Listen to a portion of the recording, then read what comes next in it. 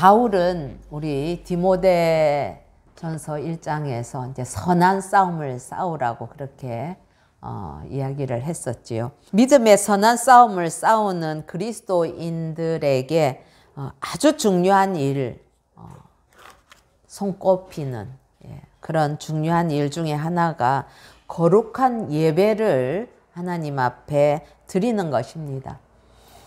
여러분, 어떤 의미에서는 선교도 예배자를 세우기 위함이다. 우리가 그렇게 표현할 수도 있는 것 아니겠습니까? 그런데 그 거룩한 예배의 요소 중 하나는 바로 거룩한 기도이지요.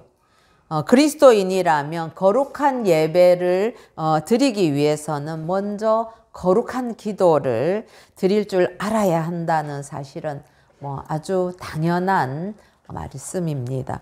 자, 그러면 이 거룩한 기도는 어떻게 드려야 되는가? 지금 이 디모데전서 2장이 기도에 관한 말씀으로 이렇게 이어져 오고 있는데, 우리가 전반부에 1절부터 7절까지의 말씀을 지난달에 상고한 바가 있었습니다.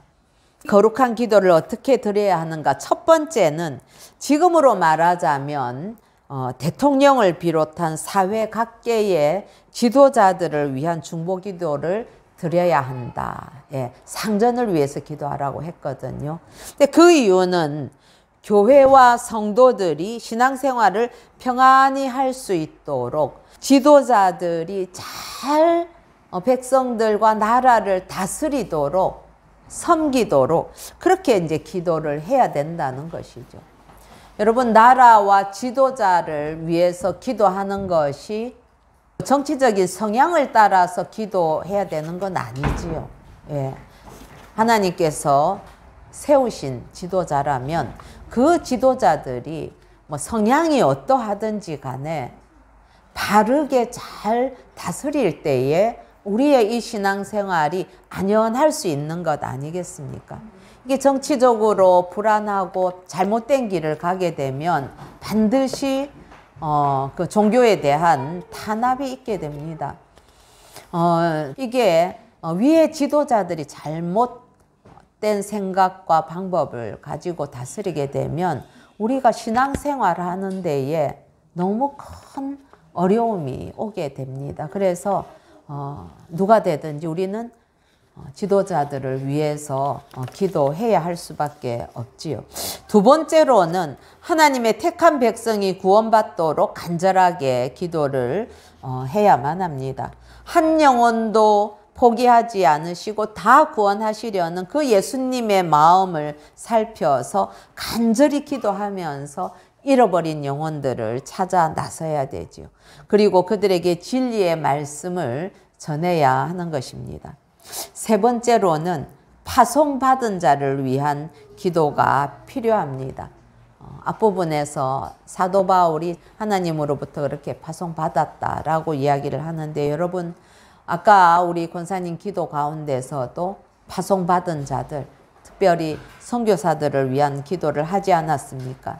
그런데 여러분, 십자가에서 대속제물이 되심으로 하나님과 모든 택한 백성 사이의 중보자가 되신 그 예수 그리스도를 전하는 사람을 세우기 위해서 우리는 기도가 필요한 것입니다. 이미 나가서 전하고 있는 것을 위해서도 또한 또 세워야 되는 일들, 그래서 우리가 우리 비전에도 보면 우리 자녀들을 21세기 지도자로 세운다 하는 것들이 다 결국은 그리스도인들은 그 삶을 통해서 예수 그리스도를 증거해야만 하는 사명이 있는 것 아니겠습니까?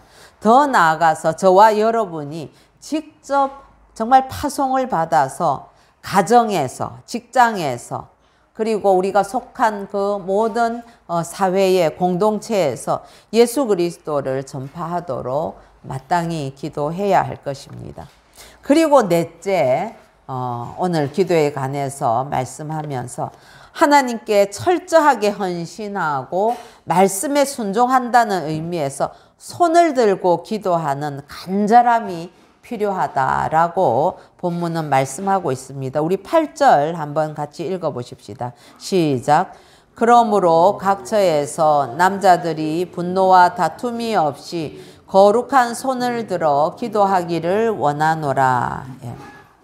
사도 바울은 복음 전파를 위해서 각처에서 중보 기도를 강력하게 해야 된다고 강조하면서 디모데에게 2장 전반부부터 이제 가르치고 있죠. 그 중에서 우리가 방금 읽은 8절에서 남자 성도들이 공적인 예배에서 간절함으로 손을 들고 기도할 것을 권면하고 있는 것입니다.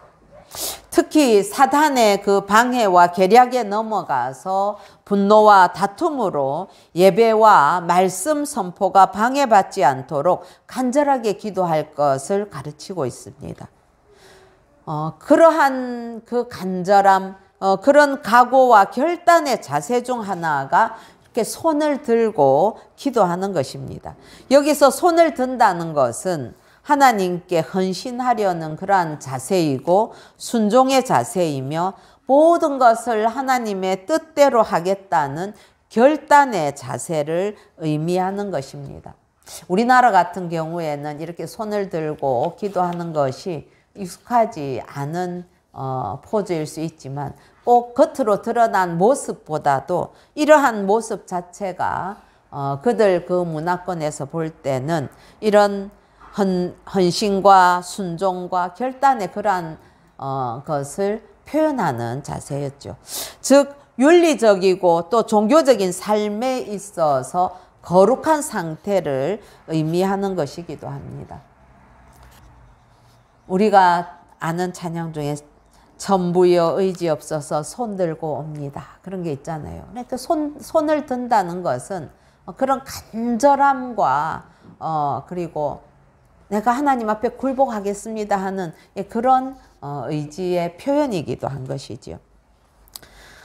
특별히 사랑하는 형제 여러분, 남자들은 가정이나 공동체에서 화를 내거나 다투기보다는 하나님께서 주신 그 거룩한 손을 들어서 기도하시기를 권면합니다.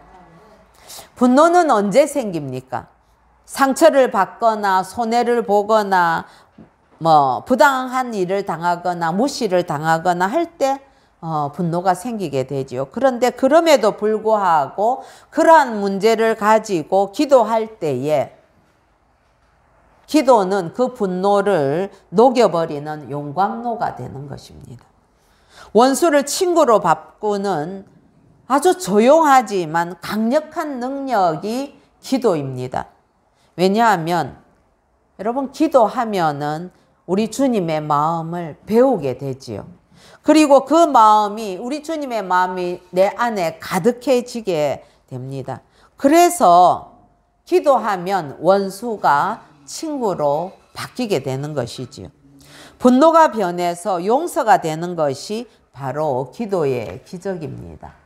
여러분 이게 뭐 남자들한테만 해당되는 일이겠습니까? 이건 우리 모두에게 일반적으로 해당되는 기도의 능력입니다. 또 다툼은 언제 생깁니까? 서로를 동력자 혹은 동료로 보지 않고 경쟁자로 여길 때에 다툼이 발생되지요. 비교하게 되고 내 관점에서 비판하게 되고 뭐 이럴 때 다툼이 생깁니다. 그런데 여러분 기도는 연합하는 것에 대한 자궁과도 같은 역할을 합니다. 생각해 보십시오. 기도에서 가장 깊은 차원의 어떤 하나됨이 기도를 통해서 잉태되기 때문입니다. 여러분 기도하는 사람이 다툼을 생각하고 그 다툼을 더 강화시키고 자기의 옳음을 주장하고 그렇게 되겠습니까? 그런 일이 있었다 할지라도 기도하게 되면 그래도 하나가 돼야지, 내가 낮아져야지, 그렇게 되는 것 아니겠습니까? 이처럼 특별히 남자 성도들이 기도하기에 힘쓰신다면 우리 새생명교회와 여러분들의 가정과 직장에는 평화가 임할 것입니다. 저는 개인적으로 가장 좋아하고 멋진 남자의 모습이 뭐라고 생각하는가 하면 기도하는 남자의 모습이라고 저는 늘 생각을 합니다. 한국 교회뿐만 아니라 대부분의 아마 교회에서는 기도하는 성도들 중에 여성이 숫자적으로는 더 많은 비중을 차지하는지도 모르겠습니다. 그러나 저는 형제들이 하나님 앞에 엎드려서 오직하게 기도하는 그 기도의 뒷모습이나 아니면 중얼중얼 그렇게 기도하는 소리를 들을 때에 정말 그 모습이 아름답고 거룩하다고 느낍니다. 왜냐하면 형제님들이 기도하는 그 기도에는 진심이 느껴지고 간절함과 그 어떤 그 순수함이라고나 할까요? 그런 어떤 깊이가 또한 느껴지거든요. 오래전에도 말씀드린 바가 있지만 우리 시아버님이신 김영문 장로님 살아계실 때에 가끔씩 우리가 이제 명절에 시댁에 가서 잘 때가 있습니다. 하룻밤. 그럴 때에 새벽이 딱 되면은 이제 아버님께서 늘 교회를 오고 가시면서 새벽 기도 하시다가 교회가 이제 멀어지게 되니까 집에서 이제 혼자서 새벽 기도를 이렇게 하시게 됐는데 연세가 참 많으실 때였습니다. 그랬는데 그때도 6시만 되면 딱 일어나셔가지고 새벽마다 나라와 교회와 그리고 자녀손들을 위해서 기도하시는 그 소리가 저쪽 안방에서 기도하시는 소리가 이렇게 정말 들리더라고요.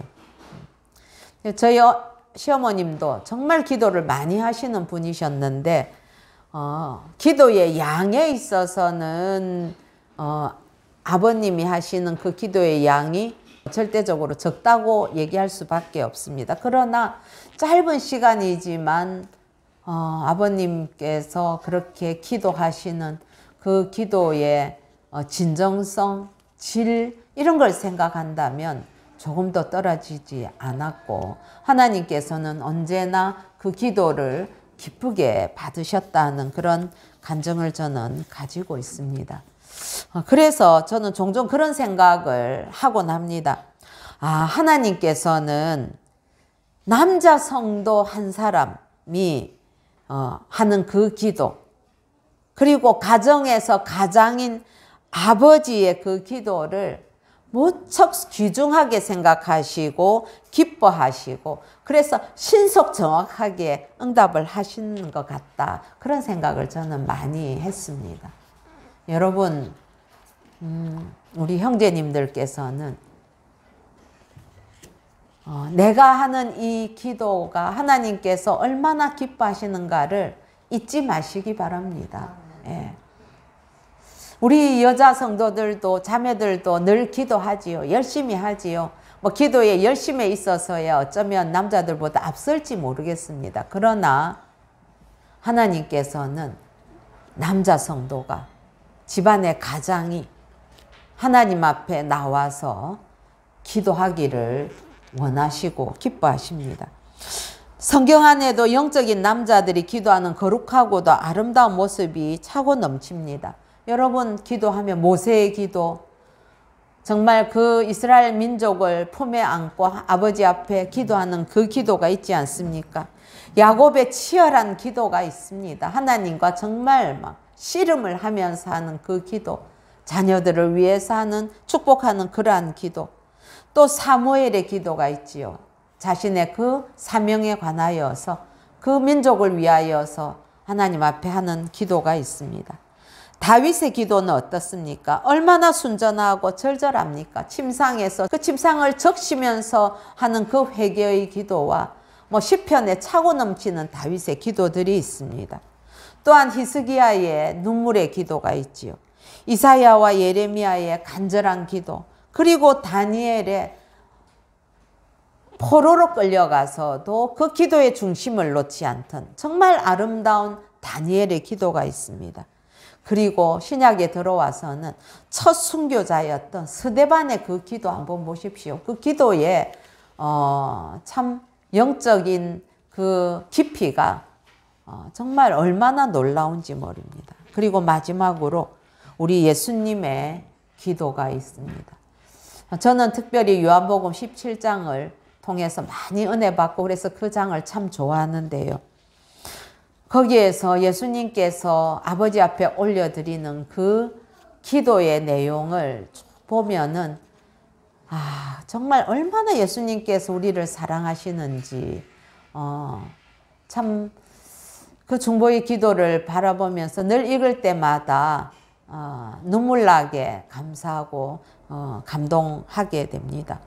사랑하는 성도 여러분, 특별히 우리 형제 여러분, 기도하시는 거룩한 남자가 되시기를 소원합니다. 성공회의 그 대청덕 신부님이 쓰신 나와 하나님이라는 그 책에 보면 하나님의 방법은 남자가 기도하는 책임을 갖는 것이다, 그렇게 이야기를 하면서 한국에서는 예로부터 여자에게 기도의 능력이 있다고 생각해 오는데 이런 생각은 귀신이 준 생각이다, 이렇게까지 이야기를 합니다.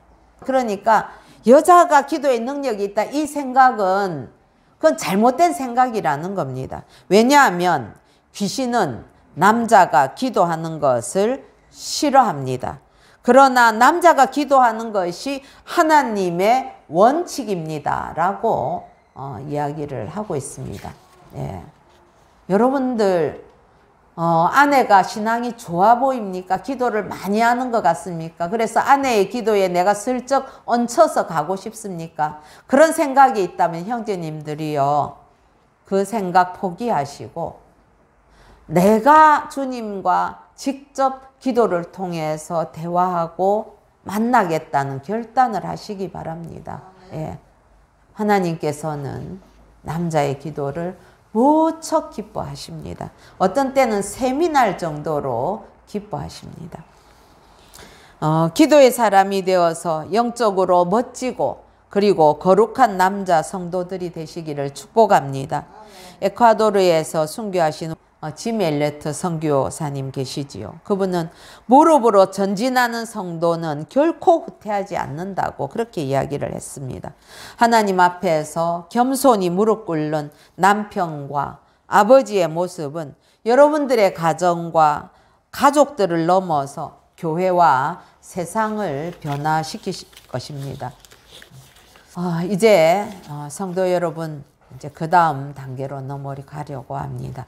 신앙생활의 핵심은 그리스도를 본받는 삶이라고 할 수 있습니다. 이 삶의 핵심은 외적으로 확장하는 것이 아니라 내적으로 깊이 들어가는 것입니다. 성화의 과정이 어떤 외형을 추구하는 것이 아니라는 거죠. 물론 외적인 훈련의 그러한 틀이나 이런 것들 다 중요합니다. 어쨌든 그런 의미에서 하나님과 바른 관계를 갖는 것이 올바른 신앙생활이라고 할 수 있는데 이것이 바로 기도로부터 시작이 되는 것이죠. 그래서 이 기도에는 거룩한 삶이 전제되어야만 합니다. 오늘 제목이 남자와 여자를 위한 권면인데 8절은 남자에게만 해당되고 그 이하 9절부터는 다 여자에게만 해당된다 라고 생각해서는 안 된다 하는 것을 먼저 말씀을 드리면서 여성을 위한 권면의 내용으로 들어가 보십시다. 우리 9절과 10절 같이 한번 읽어보겠습니다. 시작.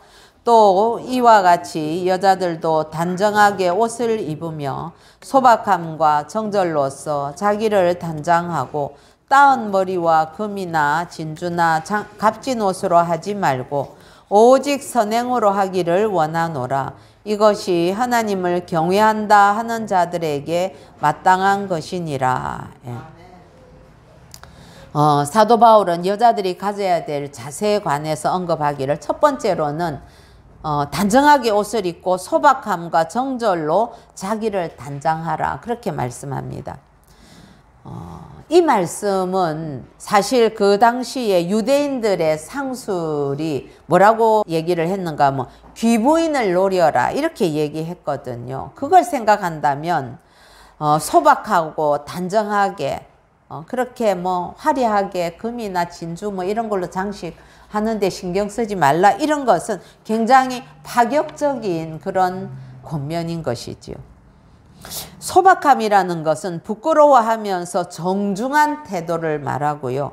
정절이라는 이 단어는 모든 허세와 욕망을 절제하고 질서를 따르는 태도를 의미합니다.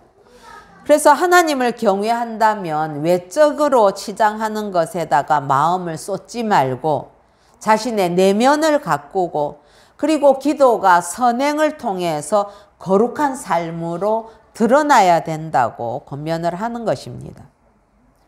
두 번째로는 하나님을 경외하는 여자들이 가져야 할 자세로 순종함으로 조용히 배우려는 마음을 가져야 한다고 말하지요. 11절과 12절을 같이 한번 읽어보십시다. 시작. 여자는 일체 순종함으로 조용히 배우라. 여자가 가르치는 것과 남자를 주관하는 것을 허락하지 아니하노니 오직 조용할지니라. 여기서 여자는 특히 공적인 예배에서 일체 순종함으로 조용히 배우려는 태도를 지녀야 한다고 권면하는 내용입니다. 조용히는 온유하고 안정한 심령을 가지고 라는 뜻이고요. 일체 순종함, 이것은 여자들이 배우는 태도에 관해서 이야기하는 것이지 무조건 침묵을 강요하는 그런 의미가 아니라는 사실을 기억해야 됩니다. 그래서 형제들이 집에 가셔서 아니면 뭐 교회에서라도 자매들은 무조건 조용히 하십시오. 뭐 이렇게 말해서는 안 된다는 의미입니다. 예. 즉, 이 말은 지도자의 권위에 도전하지 않고 잘 배우며 복종하는 태도를 의미한다고 볼 수 있습니다. 여기서 순종을 굴종으로 여겨서 여자들이 또 여성의 목소리를 높여야 된다, 여권 신장 뭐 이런 거를 주장하기도 하지만, 그러나 여러분, 남자와 여자는 동등하지만 그 중요성이 정말 동등합니다. 영혼을 달아보면 남자 영혼하고 여자 영혼하고 뭐 차이가 나겠습니까? 그 중요성은 똑같지요. 그러나 역할이 다르다는 것은 우리가 받아들이고 이해해야 되는 것이죠. 남자도 그 부분을 이해하고 여자도 그 부분을 이해해야만 합니다. 바울은 여자를 남자와 동일하게 존중합니다. 오히려 그리스도 안에서 남자와 여자는 하나라고 강조를 하죠. 갈라디아서 3장 28절에 보면 너희는 유대인이나 헬라인이나 종이나 자유인이나 남자나 여자나 다 그리스도 예수 안에서 하나이니라 라고 말씀합니다. 실제로 하나님께서도 여자를 소중하게 여기시지요. 그리고 예수 그리스도는 남자를 통해서 태어난 것이 아니라 여자를 통해서 출생을 하셨습니다. 사랑하는 자매 여러분, 여성들의 고유한 그러한 역할을 가지고 가정과 교회와 나라를 적극적으로 섬길 때에 우리 자매들이 있는 곳에 하나님의 평강이 임하고 은혜가 넘치게 될 것입니다. 사실 이 구절들은 여성 안수와 관련해서 옳다 아니다 이런 논란이 있는 해석입니다. 그런데 제가 오늘 여자 목사인데 그 부분에 관한 해석의 다양한 것들은 저는 그냥 넘어가도록 하겠습니다. 이처럼 여자가 순종과 조용함을 배워야 되는 이유는 여성이 본성적으로 유혹에 연약하기 때문이라고 13절, 14절이 이야기합니다. 우리 마지막 절까지 같이 한번 읽어보시겠습니다. 시작. 이는 아담이 먼저 지음을 받고 하와가 그 후며 아담이 속은 것이 아니고 여자가 속아 죄에 빠졌음이라. 그러나 여자들이 만일 정숙함으로써 믿음과 사랑과 거룩함에 거하면 그의 해산함으로 구원을 얻으리라. 예. 우리가 성경을 통해서 알듯이 아담이 아닌 하와가 꼬임을 받아서 죄에 먼저 빠졌죠. 예. 지난번에 우리가 잠언을 통해서도 생각해 본 일이 있는데, 그만큼 어떤 의미에서는 여성들이 유혹하기 쉬운 대상이라는 것을 의미하기도 합니다. 그 정도로 매력적이라는 그런 말도 되는 것이지요. 고린도후서 11장 3절에 보면 뱀이 그 관계로 하와를 미혹한 것 같이 너희 마음이 그리스도를 향하는 진실함과 깨끗함에서 떠나 부패할까 두려워하노라. 예, 그렇습니다. 여성들이 유혹에 그렇게 좀 취약한 면이 있다는 것을 우리는 인정할 수밖에 없습니다. 그래서 신앙의 여인들이 이러한 약점을 직시하고 인내로서 믿음과 사랑과 거룩함의 훈련을 잘 감당하면 큰 칭찬을 받고 구원을 얻을 것이다. 그렇게 말씀을 합니다. 15절 마지막에 그의 해산함으로 구원을 얻는다. 이런 것에 대해서도 굉장히 다양한 해석들이 있습니다. 문자 그대로 여성의 출산을 의미한다고 생각하기도 하고 아니면 범죄함에 대한 대가로 해산의 고통을 얻게 되었는데 그런 것들을 잘 인내로 이겨내는 것을 의미하기도 한다고 하고 그 다음에 구원을 얻으리라 이 단어도 우리가 믿음으로 구원을 얻는 그 구원이 아니고 그 고통이나 어려움이나 그런 데서 이제 건짐을 받게 될 것이다. 이렇게 해석을 하는 다양한 해석들이 있습니다. 그러나 어쨌든 이 내용들은 그 여성들도 동일하게 믿음으로 구원을 얻는다 하는 것에 다름이 아닙니다. 사랑하는 성도 여러분, 여성들에게 순종함으로 조용히 배우고 가르치거나 남자를 주관하지 말라 하는 이러한 명령은 우리가 현대시대의 관점에서 보면 좀 부당해 보이지요. 그런데 그 당시에 바울이 이 편지를 썼던 그 당시 헬라 문화권에서는 이게 특별하게 다루어져야만 했던 문제였습니다. 우리도 그 당시로 한번 생각해 봅시다. 우리나라가 2000년 전이면 여러분 어느 시대였습니까?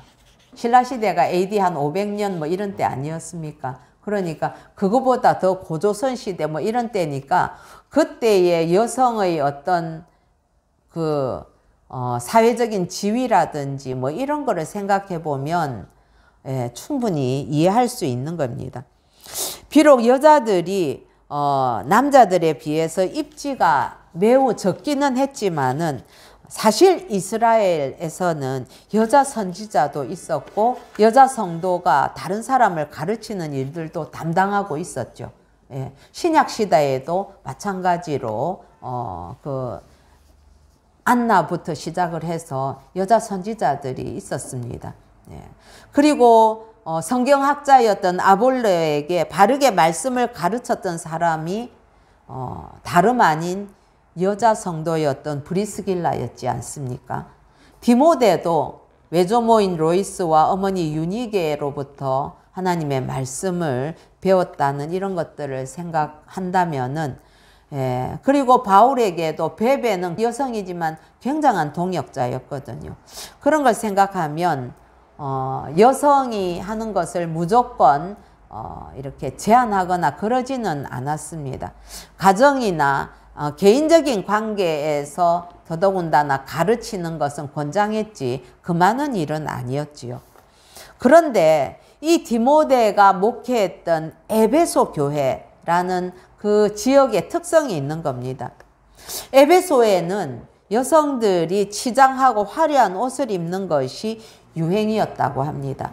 여러분 그 그리스 로마 시대 때에 그 조각이나 이런 것들을 한번 보시면 여자들의 그 머리 모양이 어떤가 여러분 이렇게 생각이 나지요. 얼마나 아름답게 닦고 올리고 그리고 막 그 당시에도 기부인들이나 이런 사람들은 그 머리를 전담하는 종이 있었고 이 머리를 한번 장식하기 위해서는 굉장히 긴 시간과 공을 들여야 됐고 돈도 무척 많이 들었다고 하지요. 그래서 그 여성들은 머리를 통해서 자신의 아름다움을 드러내고자 하는 여자는 아름답고 싶은 욕구가 있거든요. 그렇게 했던 것입니다. 특히 그 에베소에는 지금도 세계 7대 불가사의로 여겨지는 아데미 신전이 있었는데 이 아데미 신전은 여자 사제들이 무척 많이 있었습니다. 여자 사제들이 거기에서 뭘 합니까? 남자 성도들이 자신들의 그러한 기도의 제목을 가지고 와서 여자 사제들과 성적인 결합을 통해서 그렇게 자신들의 예배 행위를 했던 것이거든요. 그래서 그 여자 사제들은 아주 아름답고도 화려한 모습을 하고 있었다고 합니다. 그런 영향으로 에베소 교회의 여자 성도들의 그러한 화려한 치장의 시도들이 있었다고, 당연히 있었겠다고 우리가 짐작할 수 있습니다. 그런데 그러한 치장을 보고는 사람들이 뭘 생각을 했겠느냐 하는 겁니다. 당시 신전에 창녀로 있었던 그러한 여자 사제들을 연상시켰던 것이지요.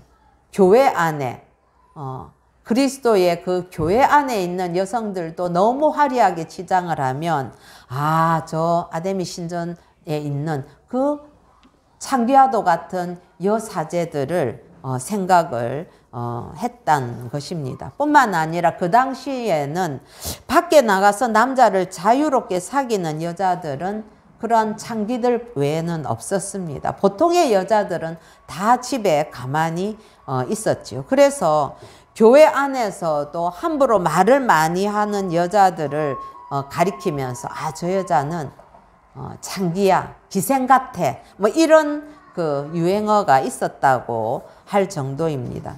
그런 상황에서 혹시 믿지 않는 자가 기독교 그 교회에 와서 여자들이 막 함부로 이야기하는 것을 보고, 아니 저 교회에 갔더니 화려하고 그리고 감히 여자가 자기가 예언의 은사를 가졌다고 해서 막 함부로 이렇게 권위적으로 얘기하거나 그런 사람들이 많은 거 보니까 교회에는 여자 기생들이 많은가 봐, 그렇게 잘못 생각을 하게 될까 봐 바울이 아마도 그런 면에 있어서 상당히 신경이 쓰였을 것이다 라고 신학자들은 추측을 합니다.